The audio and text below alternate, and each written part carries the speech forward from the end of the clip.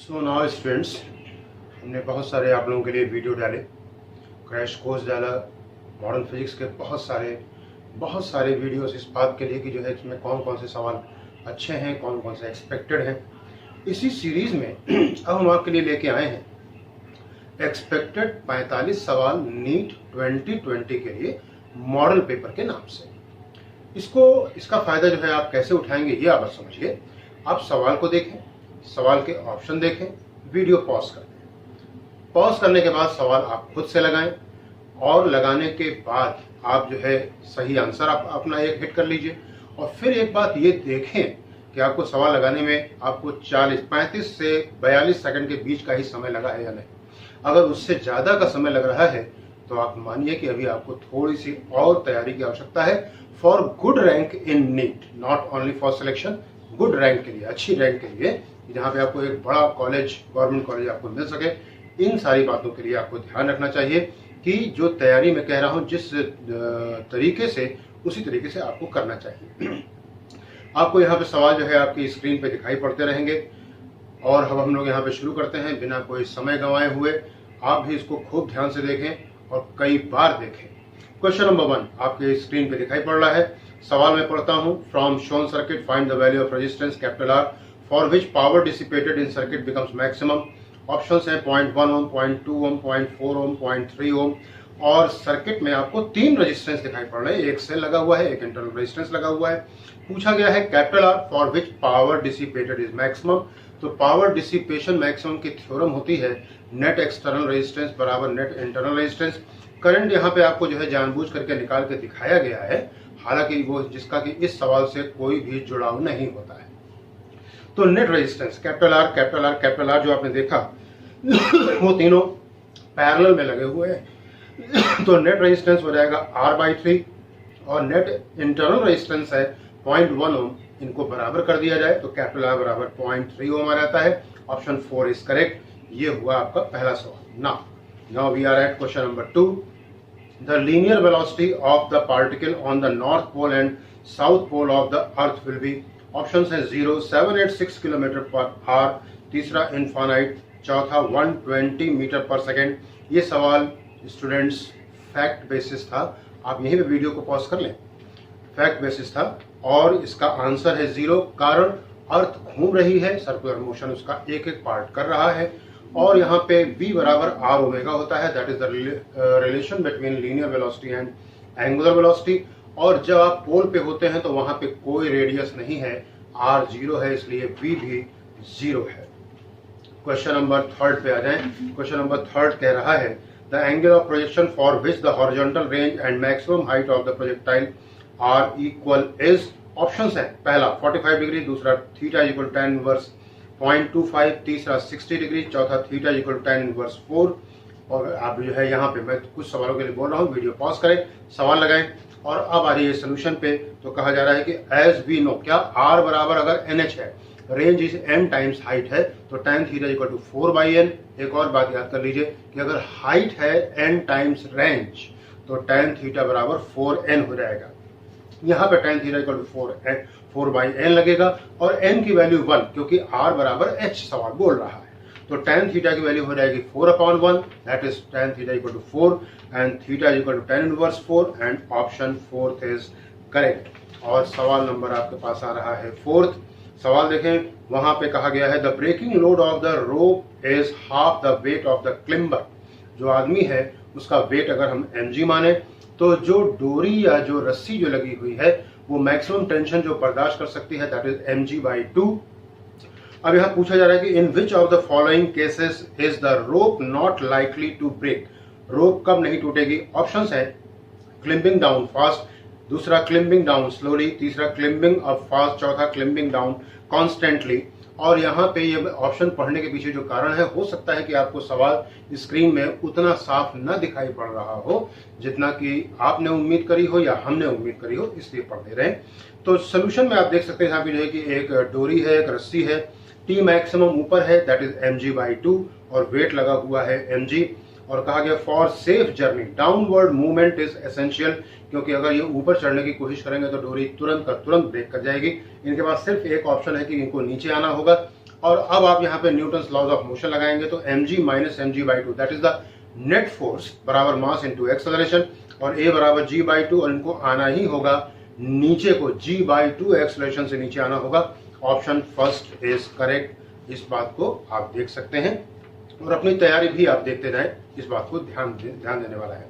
Question number 5 है, A 6 kg ball starts from rest and rolls down a gradual slope until it reaches a point 80 centimeter lower than its starting point.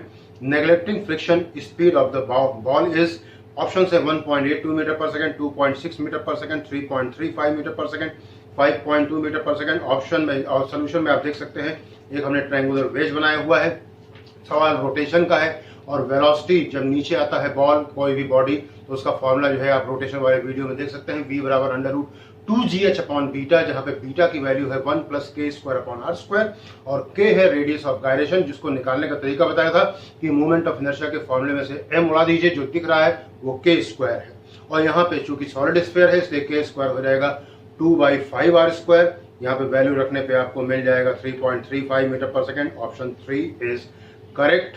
ये हुई बात इसकी, और अपनी तैयारी आप देखते रहे। क्वेश्चन नंबर 6 है, a projectile attains the escape velocity when, options है kinetic energy is greater than potential energy, दूसरा है potential energy greater than kinetic energy, तीसरा बोथ एनर्जीज आर इक्वल, चौथा है kinetic energy is much greater than potential energy.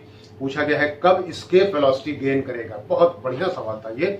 अगर यहाँ पे जरा सी चूक करी तो आप टिक मार दोगे या तो फर्स्ट पे या फोर्थ पे, ध्यान रहे। और यहाँ पे एस्केप वेलोसिटी का, एस्केप एनर्जी का मामला क्या होता है, टोटल एनर्जी हो जानी चाहिए 0। टोटल एनर्जी 0 होने का मतलब हो गया कि नेट काइनेटिक एनर्जी और नेट पोटेंशियल एनर्जी जिसका एक्चुअल साइन नेगेटिव होता है मस्ट बी इक्वल, और जब इनका सम अप करेंगे तो ये हो जाएगा 0। Correct answer is 3rd। ध्यान रहे, यहाँ पे गलती आप अफोर्ड नहीं कर सकते। बहुत बढ़िया सवाल था ये। क्वेश्चन नंबर 7, कितने लोगों का सही हुआ जरा ध्यान से देखते रहें, कितने लोगों का सही हुआ।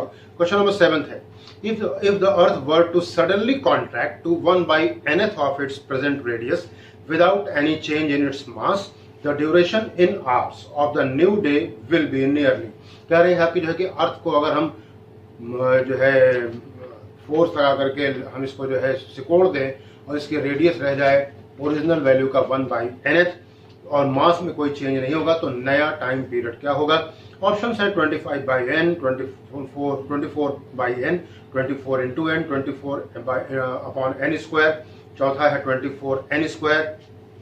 सवाल का सोल्यूशन शुरू होगा कहां से, शुरू होगा टॉर्क बराबर dl/dt, rate of change of angular momentum is called as torque, और यहाँ पे एक्सटर्नल टॉर्क 0 है तो कंजर्वेशन ऑफ एंगुलर मोमेंटम लग जाएगा।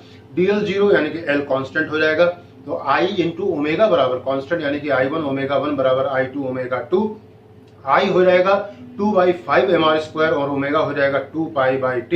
इसको 2 बार लगाया गया और t डैश बराबर पाया गया 24/n²। Option 3 is correct. कितने लोगों का सही हुआ देखते रहे भाई। Next question, a pendulum beats seconds on earth. ये बीट्स सेकंड जब हम पढ़ाते हैं इसको तो बता देते हैं, सेकंड्स पेंडुलम का टाइम पीरियड 2 सेकंड होता है और टाइम बीटिंग पेंडुलम या सेकंड बीटिंग पेंडुलम का टाइम पीरियड 1 सेकंड होता है।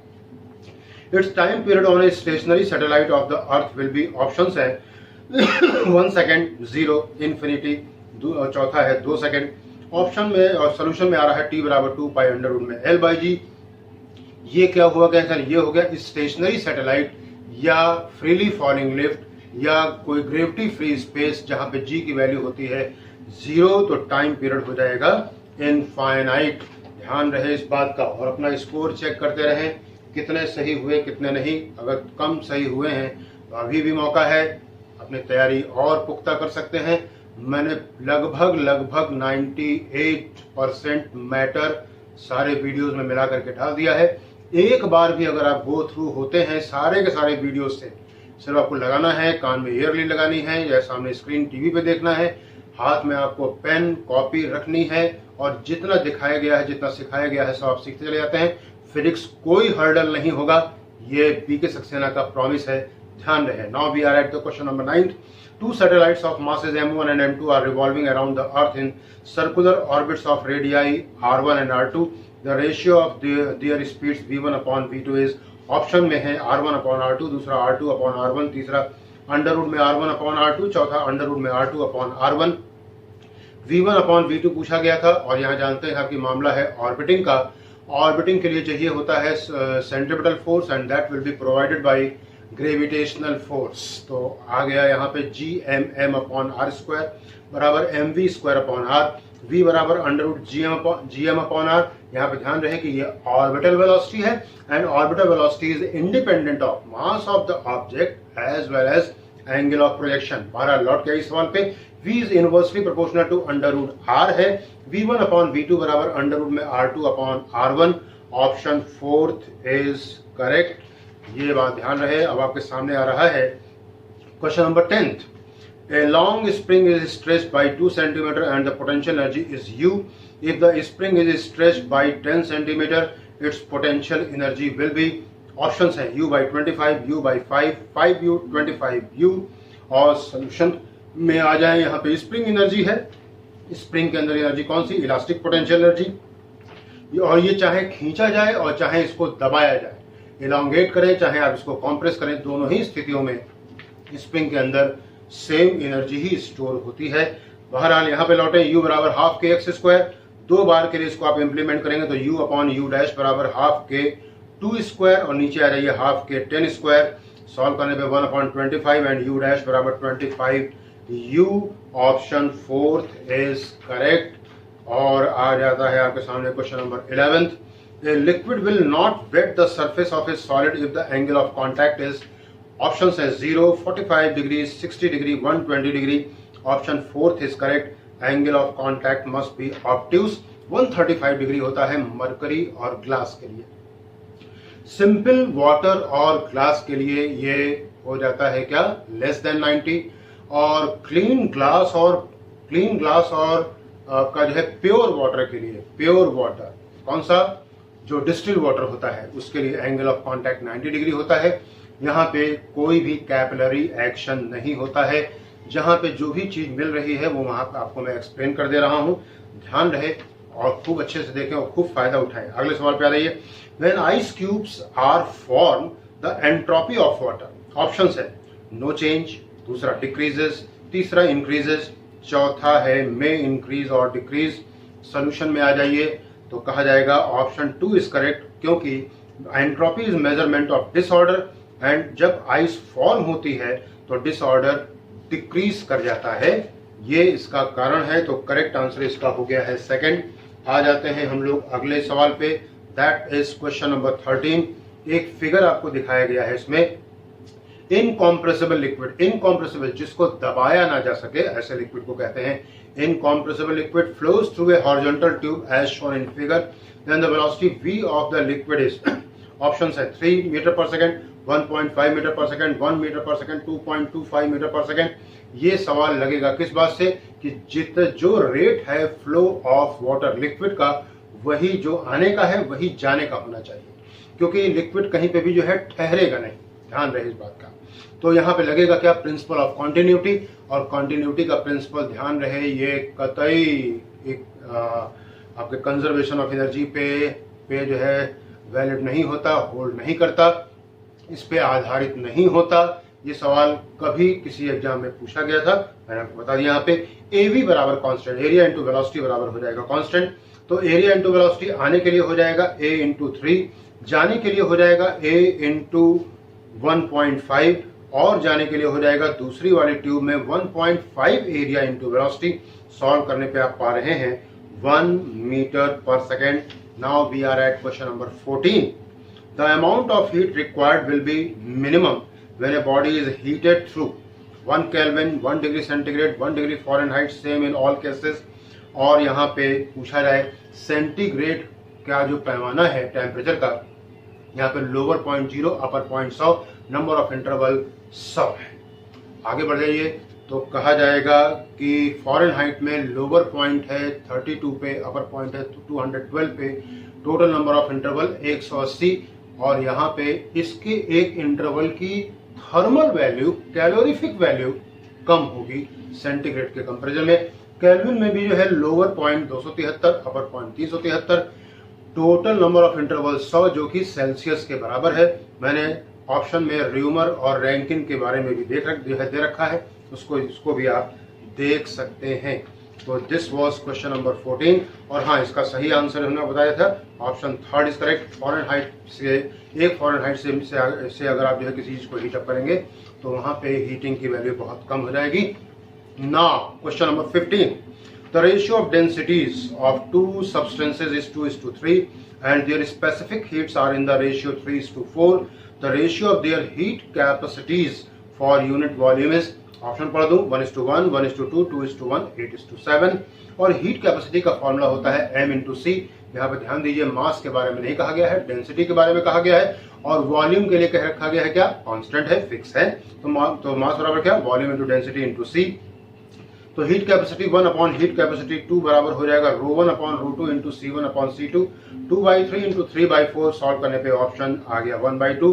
करेक्ट आंसर हो गया, करेक्ट ऑप्शन हो गया second. And now we are at question number 16। A spherical ball rolls on a table without slipping. Without slipping मतलब क्या हो गया, परफेक्ट रोलिंग हो रही है। Then the fraction of its total energy associated with rotation is, option है 2/5, 2/7, 3/5, 3/7। ये formula आपको जरूर याद रखना चाहिए कि रिफ्रैक्शन रेशियो किसका, rotational energy upon total energy, k² upon k² plus r²। Translational energy upon total energy, r² upon k² plus r²। Rotational energy upon translational energy क्या हो जाएगा, k² upon r²। Translational energy upon rotational energy r² upon k²। फिलहाल यहाँ पे k² की value हो गई है 2/5 r²। 2/5 r² upon 2/5 r² plus r²। ऊपर आ गया 2/5, नीचे आ गया 7/5 एंड आंसर इज 2/7। और ऑप्शन के नाम पे 2, ऑप्शन सेकंड इज करेक्ट। ये हुए क्वेश्चन नंबर 16 तक की बात। 17 क्वेश्चन पे हम लोग को अब आना होगा। What will be the displacement of a particle in SHM when its velocity is half the maximum velocity। और कैपिटल ए के बारे में कहा गया है, ये एम्पलीट्यूड है। ऑप्शंस है 3a/√2, √2a, 3/2a, चौथा है √3/2a। और कहा गया है कि वेलोसिटी जो है वो हाफ हो गया है, हाफ किसका, मैक्सिमम वेलोसिटी का।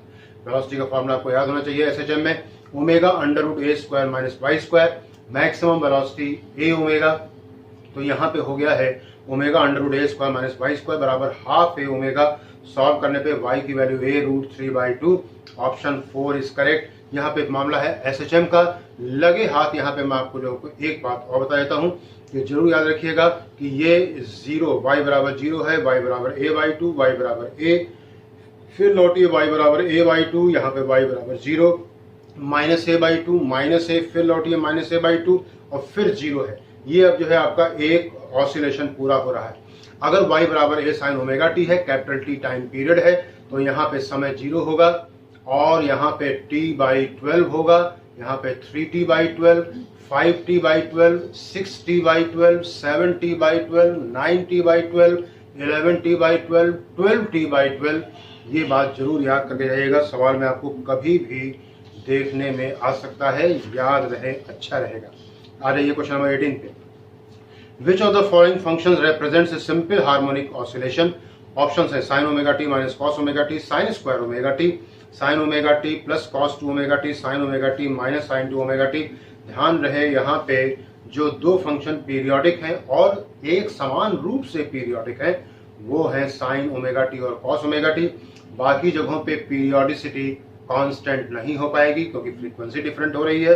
करेक्ट आंसर यहाँ पे फर्स्ट हो जाएगा। इस तरीके से ये हुआ question number 18। Now we are at question number 19। Wave का सवाल आ गया है।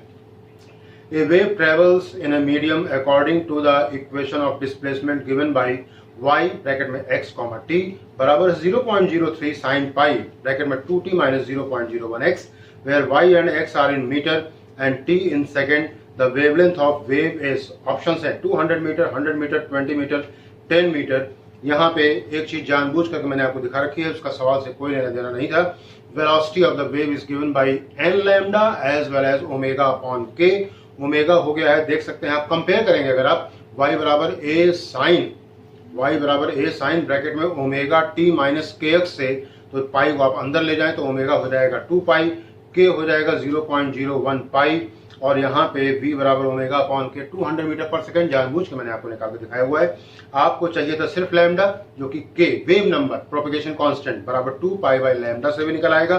0.01 पाई हो गया के बराबर 2 पाई बाय लैम्डा, और लैम्डा की value 200 metre. Option first is correct. ये था question number 19। Now question number 20 on your screen. देखें, सवाल पढ़ें, ऑप्शन देखें, पॉज करें, सवाल लगाएं और आंसर अपना तैयार करें, और देखें कि सही बैठा है या नहीं। नहीं बैठा तो क्यों नहीं बैठा, क्यों गलती हो गई, कहाँ गलती हो गई, ये आपको खुद से सेल्फ एनालिसिस करने की आवश्यकता पड़ती है। अगर आपका ध्येय, आपका उद्देश्य, आपका मोटो, आपका ऑब्जेक्ट वही है जो कि आपका 1 साल पहले था, तो जैसा मैंने कहा है, यहाँ पे कॉन्क्रीट थिंकिंग की बहुत ज्यादा आवश्यकता है। Question number 20। The displacement of a particle in SHM varies according to the relation x बराबर 4 ब्रैकेट में cos pi T plus sine pi T, यानी कि ये दो एसएचएम का कॉम्बिनेशन हो गया।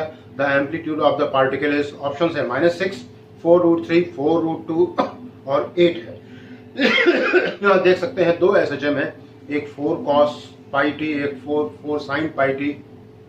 साइन का फेज 0 होता है, कॉस का फेज 90 डिग्री होता है, यानी कि कॉस हमेशा साइन से 90 डिग्री आगे चलता है। और अगर माइनस साइन हो तो माइनस साइन ये इसका फेज होता है 180 डिग्री। इसीलिए कहा जाता है कि एसएचएम में वेलोसिटी डिस्प्लेसमेंट से 90 डिग्री आगे, एक्सेलरेशन वेलोसिटी से 90 डिग्री आगे, एक्सेलरेशन डिस्प्लेसमेंट से 180 डिग्री आगे। तो ये जो 4i कैप है ये साइन वाला हो गया, 4j कैप है ये कॉस वाला हो गया। इनका मॉडुलस निकालेंगे तो आ जाएगा 4√2। Option 3 is correct. This was question number 20। बच्चों अब यहाँ पे आ जाइए क्वेश्चन नंबर 21 पे। ये सवाल रे ऑप्टिक्स का आपके सामने आ गया है। The angle of A prism is capital A and if the angle of minimum deviation is 180 - 2a, then the refractive index of the material of the prism is, options है sin a/2, cos a/2, tan a/2, cot a/2। यहाँ पे आपको prism के refractive index का formula लगाना पड़ेगा। Mu बराबर sin a plus lambda m/2 upon sin a/2। यहाँ पे a तो रहेगा वैसा का वैसा ही, और मिनिमम डेविएशन डेल्टा m जरा देखें तो 180 - 2a हो गया है, रखा गया, सॉल्व किया, अपॉन में sin a/2 बराबर आ गया sin 90 - a/2 upon sin a/2। Mu बराबर sin 90 - a/2 यानी कि cos a/2 upon sin a/2, that is cot a/2। Option 4 is correct. खूब अच्छे से देखते जाएं, लगाते जाएं। नया सवाल आपके स्क्रीन पे फिर से आ रहा है, मॉडर्न फिजिक्स का सवाल आ गया। The ionization energy of the, now this is question number 22। The ionization energy of lithium double plus atom in ground state is equal to, option है 13.6 × 9 इलेक्ट्रॉन वोल्ट। ऑप्शन ढंग से ना पढ़े जाए, ध्यान से ना देखे जाए, गलती होने की पूरी गुंजाइश यहाँ पे कर रखी गई है ऑप्शंस में। दूसरा ऑप्शन है 13.6 जूल, तीसरा है 13.6 अर्ग्स, चौथा है 13.6 × 10⁻⁻19 जूल। एनर्जी का फॉर्मूला आपको सभी लोगों को याद रहता है, ये बराबर -13.6 electron volt Z² upon n²। Lithium double plus के लिए Z की वैल्यू 3 हो गई, ग्राउंड स्टेट के लिए आपको n की वैल्यू 1 रखनी होगी। तो E बराबर -13.6 × 3² -13.6 × 9 इलेक्ट्रॉन वोल्ट। आयनाइजेशन एनर्जी यानी कि कितनी एनर्जी दी जाए कि ये आयनाइज हो जाए, इतनी एनर्जी पॉजिटिव में दे दीजिए, तो कितना हो जाएगा, कहेंगे 13.6 × 9 electron volt. Option first is correct. This was question number 22। और अब आने वाला है आपकी स्क्रीन पे question number 23। Where a biconvex lens of glass having refractive index 1.47 is dipped in a liquid, it acts as a plain sheet of glass. This implies that the liquid must have refractive index. अगर ध्यान से पढ़ा नहीं है, ज्ञान नहीं है, knowledge नहीं है, ये सवाल आप गलत कर सकते हो। पहला option greater than that of glass, दूसरा है less than that of glass, तीसरा है equal to that of glass, चौथा है लेस देन 1, और करेक्ट आंसर है ऑप्शन 3 इज करेक्ट। मैंने यहाँ पे सोल्यूशन में एक फॉर्मूला भी दे रखा गया है, और फॉर्मूला देने के साथ साथ में एक बात आपको मैं और बता दूं कि जब भी कभी लेंस का मीडियम बदलेगा तो फोकल लेंथ हमेशा बढ़ेगी जरूर, और हाँ इसका नेचर बदल भी सकता है और नहीं बदल सकता। अगर मीडियम डोमिनेट कर गया। डोमिनेट करने का मतलब क्या हुआ, मीडियम का रिफ्रैक्टिव इंडेक्स ग्लास के रिफ्रैक्टिव इंडेक्स से ज्यादा हो गया, तो ये मीडियम का डोमिनेंस होगा और ये लेंस का नेचर बदल के रख देगा, यानी कि कॉन्वेक्स था तो कॉन्केव हो जाएगा, कॉन्केव था तो कॉन्वेक्स हो जाएगा। और अगर लेंस डोमिनेट किया तो ये अपना नेचर बचा ले जाएगा, कॉन्वेक्स था कॉन्वेक्स ही रहेगा, कॉन्केव था कॉन्केव ही रहेगा। और अगर किसी का डोमिनेंस नहीं हुआ, दोनों बराबर बराबर हुए, तो ये लेंस आपका ग्लास प्लेट की तरीके से बिहेवियर शो करेगा। और ग्लास प्लेट की तरह का बिहेवियर का मतलब हो गया दोनों का रिफ्रैक्टिव इंडेक्स बराबर, जो कि ऑप्शन थर्ड है। और अब आपकी स्क्रीन पे question number 24, the wavelength of de Broglie waves associated with A particle at rest is. De Broglie wavelength से लगा हुआ एक सवाल मुझे याद आता है, मुझे बहुत अच्छा लगता है, कई बार पूछा गया है, इवन एम्स में भी जो है इस सवाल की धमक हुई है कि एक बॉम्ब है, रखा हुआ है, रेस्ट में है, ये दो भागों में बढ़ जाता है, टूट जाता है, बताएं कि किसका डी ब्रॉगली वेवलेंथ ज्यादा होगा, जबकि जो टूटा है पार्ट उसमें एक हल्का है और एक भारी है। आंसर सुनिए, दोनों का डी ब्रॉगली वेवलेंथ बराबर है, क्योंकि लैम्डा बराबर h/mv बाद में होता है, पहले h/p होता है, और p होगा दोनों का बराबर, क्योंकि कंजर्वेशन ऑफ लीनियर मोमेंटम लगेगा, क्योंकि एक्सटर्नल फोर्स 0 है। लौटिए यहाँ पे लैम्डा बराबर h/mv है, और आपका ये जो मामला है पार्टिकल का, ये रेस्ट में है, v बराबर 0, लैम्डा बराबर h/m इंटू 0, m इंटू 0 का मतलब m इंटू 0 मतलब क्या हो गया, something upon 0, and something upon 0 is going to be infinite. Question number 25 आपके स्क्रीन पे आ रहा है, an element having atomic number 11 and atomic mass 24 will have P, N and E respectively. P number of proton, N number of neutron, E number of electron respectively. तो जो ये आपका atomic number है, यही होता है नंबर ऑफ प्रोटॉन, यही होता है नंबर ऑफ इलेक्ट्रॉन। तो 11 और 11 तो हो ही गए, और number of proton number of neutron की बात करी है, तो क्या करेंगे आप कि जो है मास नंबर में से आपको एटॉमिक मास में से आपको एटॉमिक नंबर घटाना होगा। 24 में से 11 घटाएंगे तो 13 आ जाएगा। इस तरह से आंसर आपका करेक्ट जो बैठेगा दैट इज फर्स्ट। और ये था क्वेश्चन नंबर 25। बच्चों क्वेश्चन नंबर 26 के लिए तैयार हो जाइए। 7n14 nitrogen is bombarded with 2He4, the resulting nucleus is 8O17 with the emission of. क्या चीज और निकलेगा कि ये रिएक्शन बैलेंस हो पाएगा। ऑप्शन पढ़ देता हूं, न्यूट्रिनो, दूसरा एंटी न्यूट्रिनो, तीसरा प्रोटॉन, चौथा न्यूट्रॉन। अब जरा एक हम जो है रिएक्शन बनाते हैं, तो रिएक्शन बनाएंगे तो क्या पाएंगे, पाएंगे 7n14 प्लस 2He4, लेफ्ट और राइट दोनों में बैलेंसिंग करनी है। तो एक आपने ऑक्सीजन निकाला हुआ है, ऑक्सीजन का ये आइसोटॉप है, आइसोटॉप है या आइसोबार है, जरा ये भी देख लीजिए। आइसोटॉप बता रखा है, सेम एटॉमिक नंबर और डिफरेंट एटॉमिक मास, और 8O17। तो नीचे एटॉमिक नंबर में आ जाइए तो 7 2 9 8 निकल चुका है, एक की दरकार है। ऊपर आ जाइए एटॉमिक मास में, तो 14 प्लस 4 18, 17 निकल चुका है, हमको एटॉमिक मास में भी एक की जरूरत है, और ये 1H1 हो जाएगा, दैट इज द प्रोटॉन। ये था 26। Now question number 27, the volume of a nucleus is directly proportional to A. A क्या हो गया, ZX से एटॉमिक मास की बात हो रही है, इसको कि हम एटॉमिक वेट कहते हैं। ए क्यूब अंडर रूट ए की पावर 1/3, और यहाँ पे ऑप्शन फर्स्ट करेक्ट हो गया है, क्योंकि रेडियस का फॉर्मूला R बराबर R0 ए की पावर 1/3 होता है। R0 1.5 फर्मी होता है, नहीं। और वॉल्यूम के नाम पे 4/3 पाई R क्यूब। अगर यहाँ पे आप जो है R क्यूब करते हैं तो पा रहे हैं कि 4/3 पाई R not cube into A, V proportional to A. Correct answer is first. Now we are at question number 28. In an NPN transistor circuit, the collector current is 9 milliampere. If 90% of the electrons emitted reach the collector, then the emitter current is 10 milliampere, 9 milliampere, 8 milliampere, 8.1 milliampere. यहाँ से ये हो गया ammeter, ये हो गया base, ये हो गया कलेक्टर। 10% जो है बेस खा गया, 90% यहाँ पहुंचा, 90% पहुंचा, तो यहाँ पे तो जो है करंट थी 9 मिली एम्पियर। ऑब्वियस है कि यहाँ से 100% चले होंगे ना, तो 100%, तो 90% के लिए 9 मिली एम्पियर है, तो 100% के लिए जो है बहुत आसानी से 10 मिली एम्पियर हो जाएगा। यहाँ पे करंट गेन जरूर ध्यान रखिएगा। कॉमन बेस और कॉमन एमीटर में अल्फा बराबर delta IC upon delta IE, और बीटा बराबर delta IC upon delta IB। This was the question number 28 question हो गया आपका। और अब आपके सामने आने वाला है क्वेश्चन नंबर 29। क्वेश्चन नंबर 29 आ जाइए।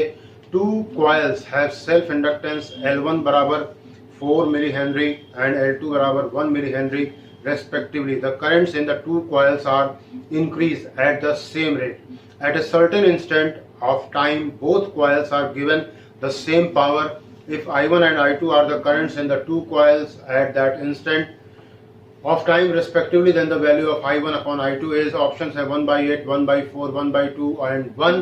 ध्यान रहे सवाल बड़ा भी हो सकता है, छोटा भी हो सकता है, और यूजुअल मैंने एक फैक्ट देखा है कि अगर सवाल की भाषा छोटी है, लैंग्वेज कम है, तो सोल्यूशन बड़ा हो जाता है। बड़ा होता है तो सवाल की भाषा बड़ी है, पढ़ते पढ़ते आदमी के दिमाग से सवाल निकलने वाली स्थिति अगर हो जाती है तो उसका सोल्यूशन अक्सर देखा जाता है, 90% से ज़्यादा स्थितियों में देखा जाता है सोल्यूशन छोटा हो जाता है। आ जाइए, तो L सेल्फ इंडक्टेंस का फॉर्मूला हम सभी ने जाना हुआ है। L बराबर माइनस का E upon D I upon d T. E बराबर E EMF है, IR हो गया, और P बराबर पावर बराबर I स्क्वायर R, तो R बराबर P upon I square.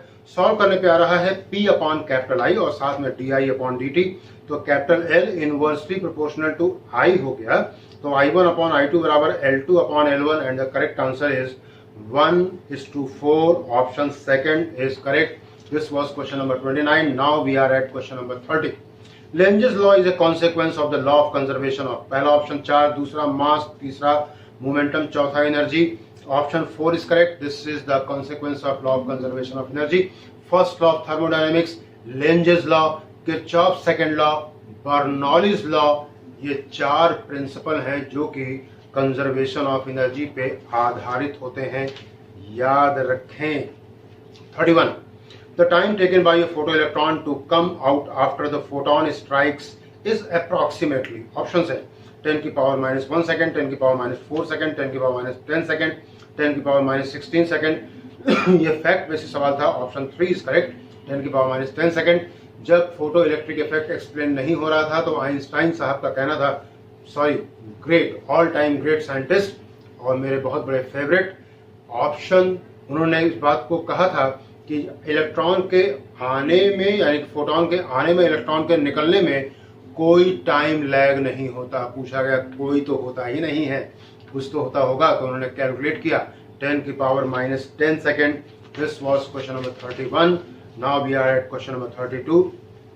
The activity of a radioactive element decreases to 1/3 of the original activity I0 in a period of 9 years.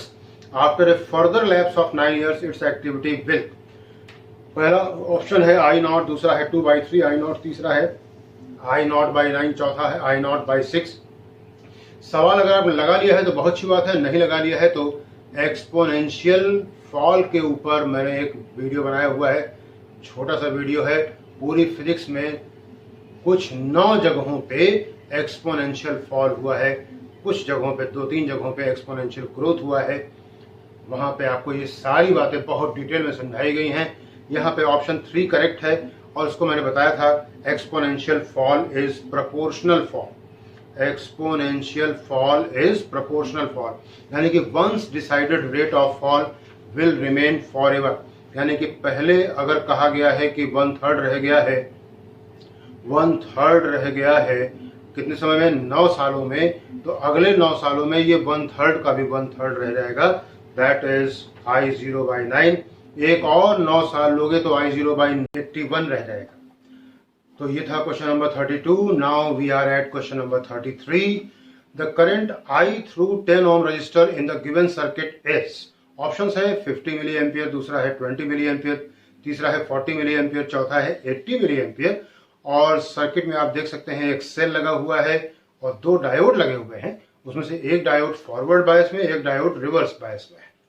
Forward bias में ये 0 resistance offer करते हैं, reverse bias में infinite resistance offer करते हैं, इसीलिए reverse bias में आप कोई करंट इनके थ्रू होकर के फ्लो नहीं करा सकते हैं। तो यहाँ पे सवाल में क्या खास बात होगी, जो डायोड D2 है और उससे जो कनेक्टेड 20 ओम रेजिस्टेंस है ये बेकार हो जाएंगे। सर्किट आपका सिर्फ सबसे टॉप ऊपर, सबसे टॉप मोस्ट और ये बॉटम मोस्ट, तो नेट करंट जो आएगी वही 10 ओम के थ्रू होके जाएगी, that will B E net upon R net.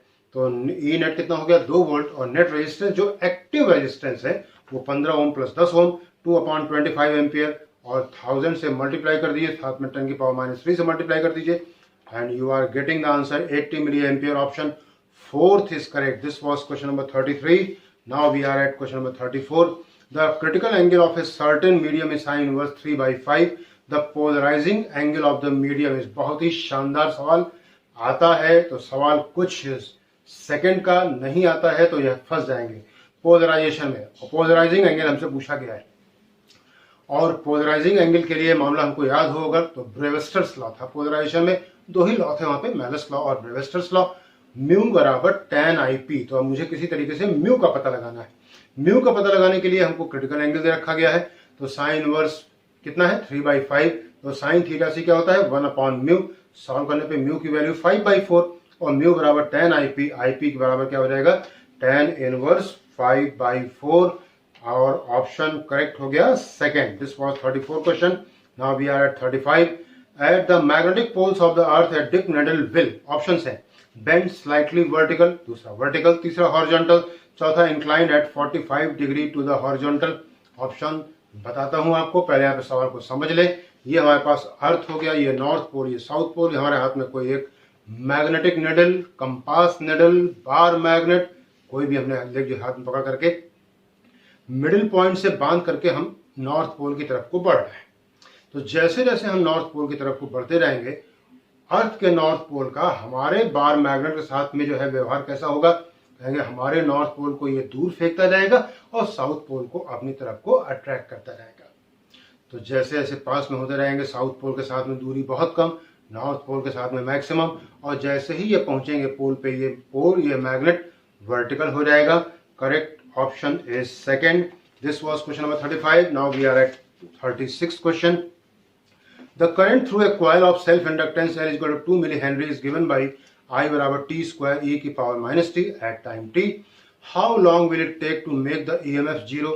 Options हैं 1 second, 2 second, 3 second, 4 second.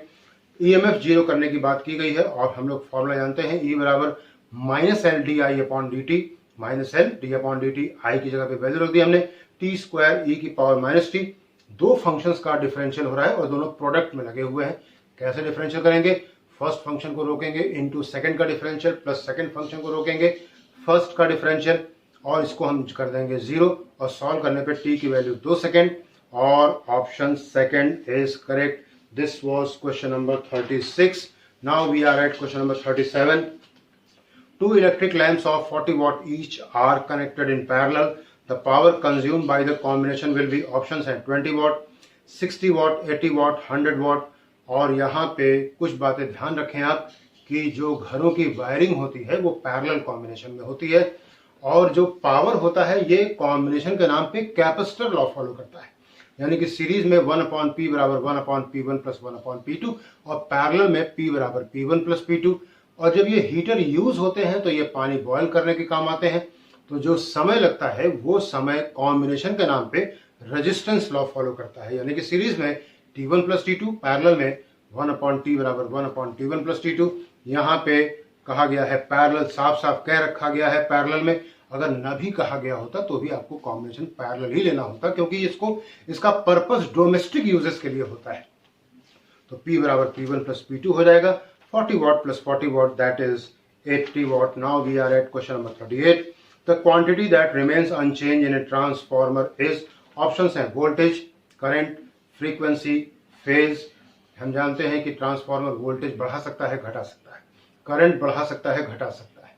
Phase का जहां तक सवाल है, इनपुट सिग्नल में और आउटपुट सिग्नल में 180 डिग्री का फेज डिफरेंस होता है.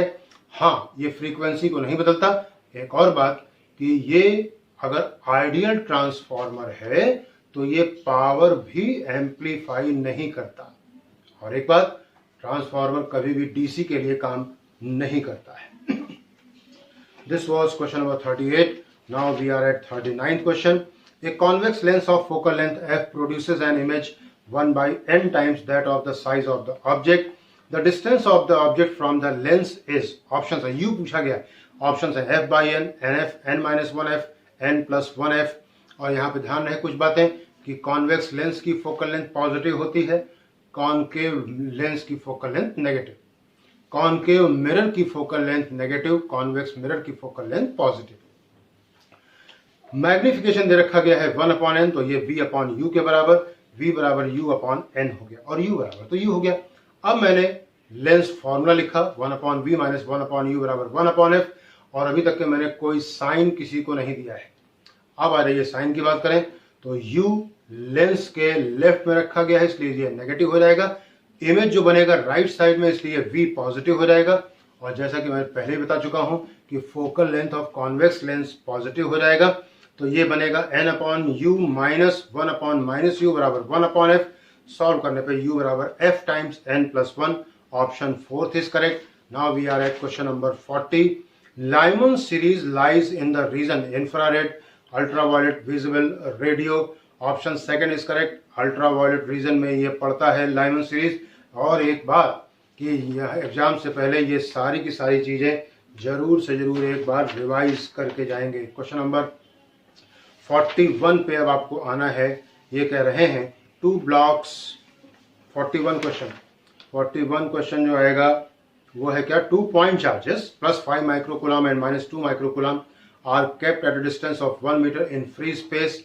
The distance between the 2 zero potential points on the line joining the charges is, option है 2/7 metre, 2/3 metre, 22/21 metre, 20/21 metre.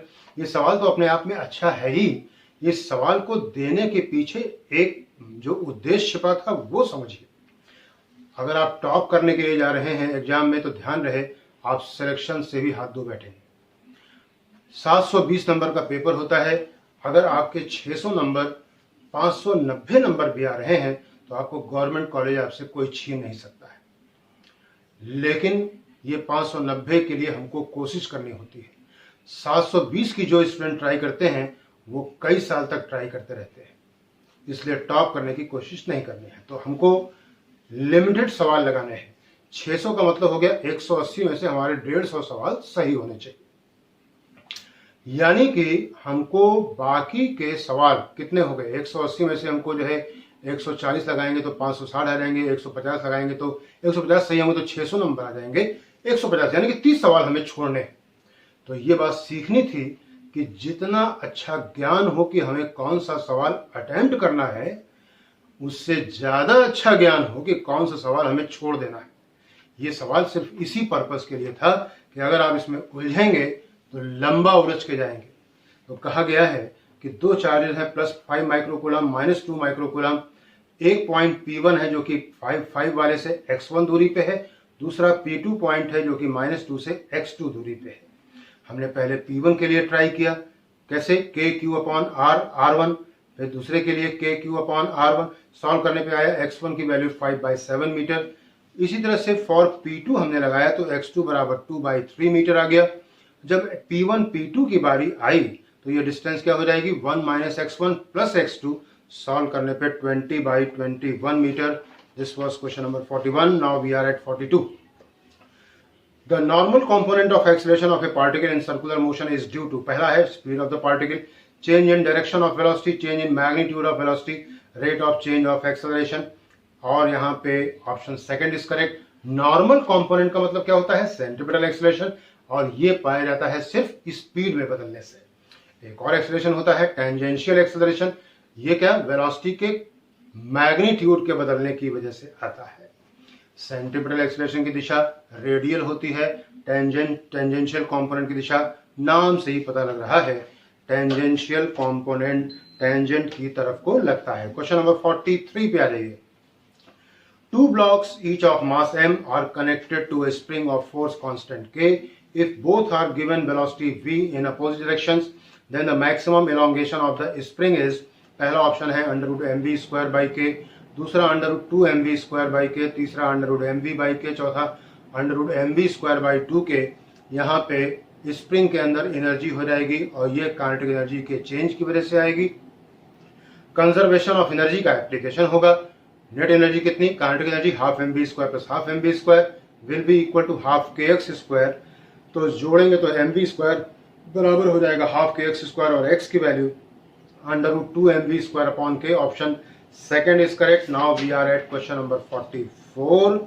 The temperature of a body is increased from -73 degree centigrade to 327 degree centigrade. Then the ratio of MSC power is, options है 1/9, 1/27, 27, 1/81. Stephen's law लगेगा बच्चों, यहाँ पे Boltzmann law नहीं लगेगा, क्योंकि यहाँ पे कोई जिक्र एटमॉस्फेरिक टेम्परेचर का, एनवायरमेंट टेम्परेचर का नहीं किया गया है। तो E बराबर सिग्मा टी की पावर 4, ध्यान रहे कैपिटल टी है, एब्सोल्यूट टेम्परेचर लगेगा। तो E1 अपॉन E2 बराबर सिग्मा -73 प्लस 273 का पावर 4, यानी कि 200 का पावर 4, सिग्मा अपॉन 327 प्लस 273 का पावर 4, यानी कि 600 का पावर 4, 1/3 की पावर 4, सॉल्व करने पे 1/81, ऑप्शन 4 इज करेक्ट। और अब last question, now we are heading towards the last question. कह रहे हैं a bomb explodes on the moon, how long will it take for the sound to reach the earth? Options हैं 1000 second, 1 day, 10 day, approximately none of these. Correct answer option 4 is correct. Moon has no atmosphere. हम लोग जानते हैं कि moon पे अगर कोई भी धमाका किया जाए तो वो कभी भी अर्थ पे नहीं आएगा, क्योंकि साउंड वेव जो है ये मैकेनिकल वेव है, लॉन्गिट्यूडनल मैकेनिकल वेव है, और इनको चलने के लिए मीडियम की आवश्यकता पड़ती है। मीडियम नहीं होगा तो ये एक कदम भी आगे नहीं चल सकते। ये हमने आपको मॉडल पेपर फर्स्ट दिया, इसमें तरह तरीके की बातें हमने आपको बताई। सवाल तो अपने आप में अपनी जगह पे इम्पोर्टेंट है ही, सवालों को टैकल करना और विद इन टाइम उनको टैकल कर ले जाना, ये ज्यादा महत्वपूर्ण था। इसके पीछे जो पर्पस था वो ये था, कौन से सवाल लगाएं, कौन से सवाल ना लगाएं। अगर सवाल में जो है 1 मिनट 1.5 मिनट का समय लगने वाला है तो इनको छोड़ करके बेहतर होगा कि 4 सवाल जूलॉजी के लगाए जाए, 3 सवाल बॉटनी के लगाए जाए, 2 सवाल केमिस्ट्री के लगाए जाए, क्योंकि सवाल यहाँ पे ये नहीं पूछता है कि तुमने किसका, कौन सब्जेक्ट का लगाया है। हर सही सवाल आपको 4 नंबर देने वाला है। जिस तरीके से हमने आप लोगों को जो है ये सारे वीडियो, पूरी फिजिक्स के वीडियो बना के दिए, डिफरेंट एस्पेक्ट पे डिफरेंट कॉर्नर्स के वीडियो बना के दिए। अभी ये मॉडल पेपर जो हमने आपको दे रखा है, इसका भी खूब फायदा उठाएं, खूब आगे बढ़ें। आपका जो उद्देश्य है उसको आपको जो है दिलवा देना ही हम लोगों का उद्देश्य होता है। टीचर का काम ही होता है कि अपने शिष्यों को उनका हाथ पकड़ के, उंगली पकड़ करके उनके लक्ष्य तक पहुंचाएं। यही इन वीडियोस को बनाने के पीछे लक्ष्य है। खुश रहें, आबाद रहें। All the best, God bless you.